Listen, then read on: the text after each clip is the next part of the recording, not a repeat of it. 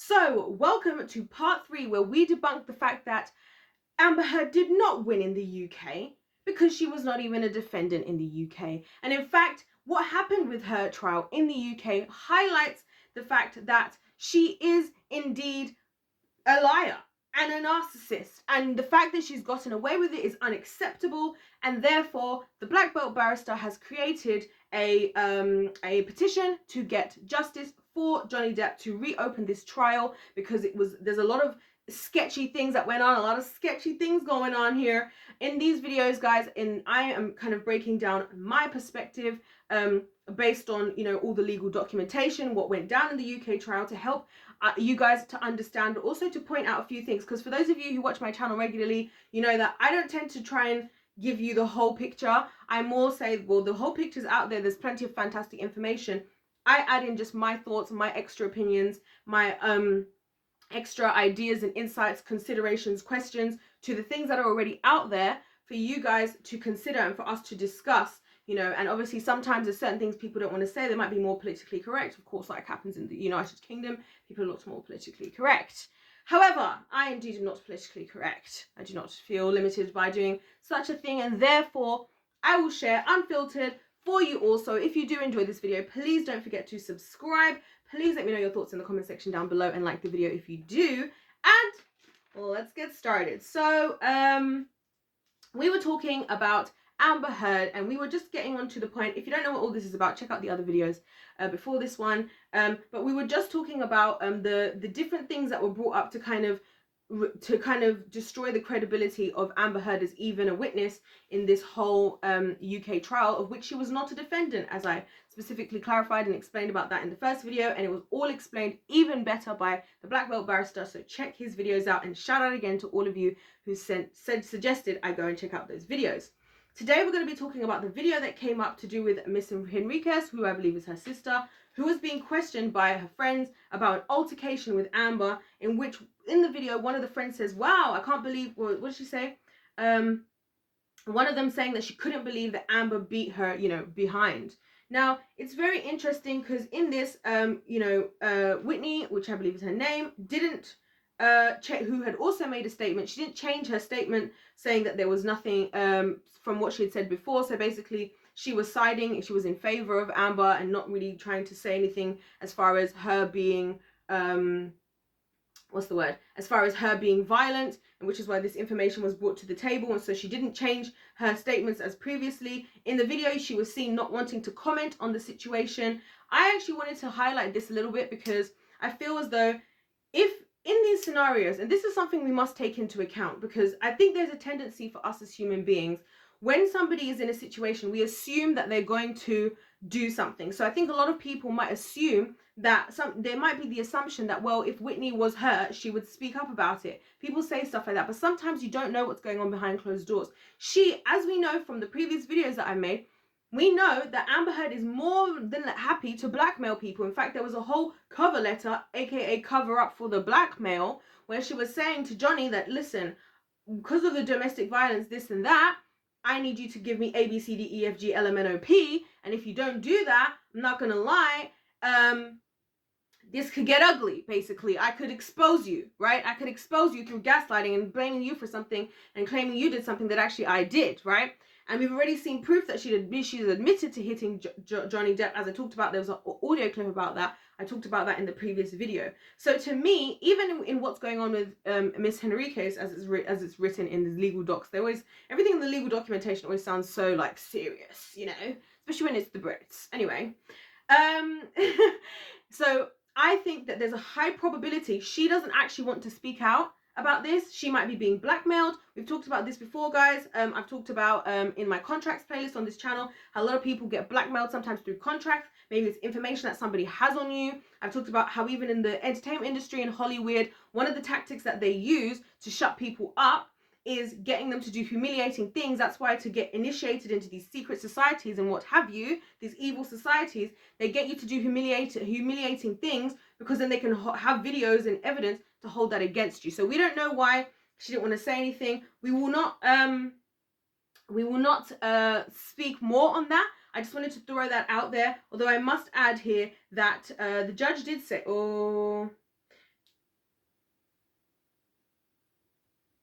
But what the judge did say after all of this is that the judge saw no added value in the issue of whether Miss Heard had had a violent event. And it went on to say, in the judge, in paragraph 203 of this whole case, I accept that shortness of temper is not the same as is it recourse to violence? I think it's recourse to violence. It's me struggling to read my own handwriting. So basically what the judge is saying is that even if he can accept that maybe she does have a short temper, doesn't mean that he thinks that she's going to therefore always be violent, which again, really interesting, because I feel that some people, even, I don't know if you guys have ever seen, okay, I won't use TV as an example, but if you're in an example where, if in the legal system, from my experience, as I said, I've seen different legal trials happen and things like that, the way that somebody responds sometimes can actually be used against them. Like, say if they're being questioned, they're being cross-examined in court or whatever, if they are quick to get angry or to respond in anger, that can be held against them to say, especially with these types of cases where people are violent, people might be like, oh, well, you seem to be getting quite angry now. Is this how angry? You know, you see like those, like, it's like those things you see in like law programs where it's like, is this how angry you got when you then went and you killed your husband and you buried him? You know, like that kind of thing. And I do think, as much as that's all like TV and like although TV is real, as you guys know, I'm only going to talk about that in this video because some of y'all ain't ready to that conversation in this video. But those of y'all who know, you know. If you know, you know. If you don't know, check out my other videos. But anyway, I think sometimes that it's interesting how the fact that she had a temper didn't actually lead to anything for the judge, and that he accepted that shortness of temper is not the same as recourse to violence. Like, okay, whatever, dude.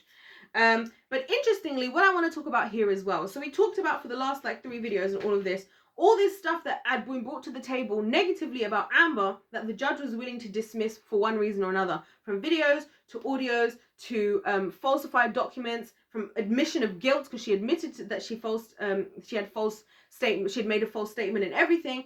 Now we shift over to Johnny Depp's witnesses, of which one of them was actually his bodyguard. Now, interestingly enough, the judge decided that he was not going to cite. So basically, there was, from what I understand, there was a little situation that took place on a plane. It sounds like a private jet from what they were talking about.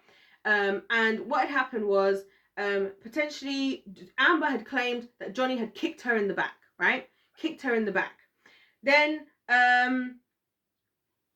Johnny, one of Johnny's witnesses had said that there was an instance where maybe like he tapped her on the back with her foot or something like this. And I'm saying all of this to give both sides of it, to be fair, so that people don't say, well, you're just all team Johnny. I'm team truth and I'm team justice. Okay, that's the team I'm on. Okay, but anyway, so and like I said, the bodyguard was actually there. Now, the thing that made this situation problematic and why it was easy for the judge to dismiss all of this, from what I can understand, is that there were texts that were brought to the table where Johnny had apologized to Amber for what had happened in this scenario. Now, as pointed out by the Black Belt Barrister, and I'd like to also point out in my video, now the bodyguard was there. The bodyguard was there, and the bodyguard's job is to prevent violence overall. And so it's quite interesting that I would think that the bodyguard would step in. Not to say that the bodyguard couldn't be corrupt, but I would just say that it's interesting that the bodyguard would him being there was so easily discredited from this whole situation, and that their things were so easily discredited because the judge decided that the texts were more important. Now, I want to talk about these texts because Johnny said something that I think really highlights something that a lot of people who have dealt with a narcissist go through. This is something very, very important. When you deal with a narcissistic person, and I heard this from the experts about narcissists, right? What they will do, and this is a tactic they actually use. This is a real life narcissistic tactic of, I'm going to ignore your experience. I'm going to ignore like what you went through. I'm going to ignore you, long enough for you to then take accountability for something that's not your fault. So then I can use that against you. That's how they continue this whole cycle of lies. And this is what Johnny said. Johnny said that the reason why he apologized to her is because she was ignoring him. She wasn't talking to him. And he wanted to say something that was pleasing to her to get her to talk to him again. That is actually exactly something narcissists will do. And this is why a lot of people who've dealt with narcissists, especially in relationships, after something happens, even if it's them who did something wrong, they might walk away and you might not hear from them for 2 weeks or a week or whatever. And that's because they are hoping and believing you, because you actually love them and you're the one who's actually the only one having love in this arrangement. You're going to run back and be like, oh no, you know what, I'm sorry about what happened. As soon as you say I'm sorry about what happened, because they don't take any accountability, then you are now the person to blame, and now they get to flip everything back onto you, which is exactly what we see here again. So again, another classic narcissistic tactic. Unfortunately, the judge is actually helping her, assisting her in doing this by dismissing Johnny Depp's witnesses as well, which is a shame. It really is a shame, especially because he went through all this effort to maintain the credibility of Amber, who was not even a defendant on the case. And yet when Johnny's bringing things to the table, his opinions aren't being heard. And this is why it's so important, guys, for us to talk about this stuff, because a lot of these people in these scenarios, they sorry, I just wanted to write something down so I don't forget to.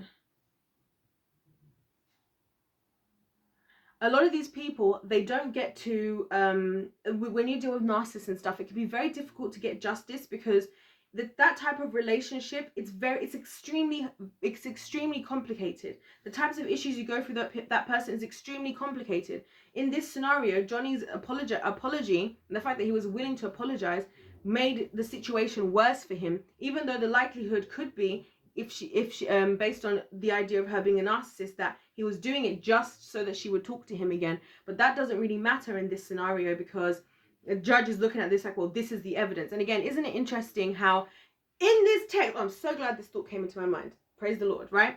Isn't it interesting how here this whole idea of this was not under oath, this was not blah blah blah, was not taken into question when it came down to Johnny. So again, we're seeing that there is one rule for some and a different rule for others, and that's truly problematic. But yeah, so that's what I want to talk, and I do think it's really important, guys, for us to hone in. One of the reasons, a lot of people have been in my comments doing this, that, and the other, and I want to clarify, one of the main reasons I'm making this is because I think it's so important for people to be able to understand what a narcissist is. We hear that term, and a lot of times people think a narcissist is just somebody that's in love with themselves. A narcissist is way deeper than that.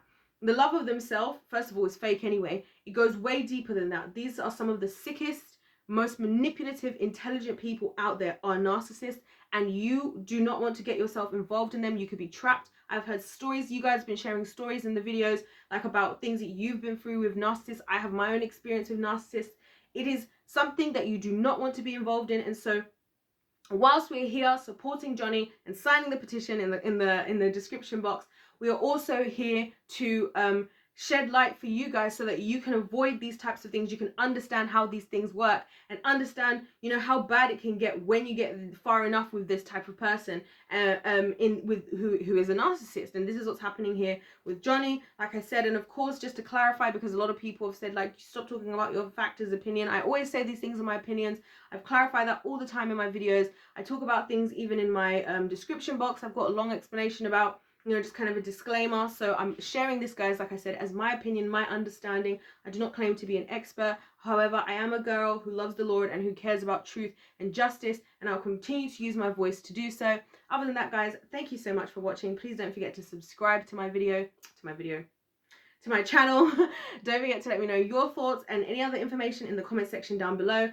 In part 4, we're going to be talking about the judge, because there's a few interesting bits of information about the judge, and I really want to bring all these thoughts together, because as much as this is also about justice for Johnny, I think there are so many more victims of these types of things in Hollywood as a whole, and this is just a case study, another one of the many case studies of the things I tell you guys about all the time on this channel, of the things that go on in Hollywood, the injustices that happen to people. So we're going to talk about that in part 4. I will see you guys there. God bless you all. Don't forget to like, and I'll see you in my next one. Goodbye.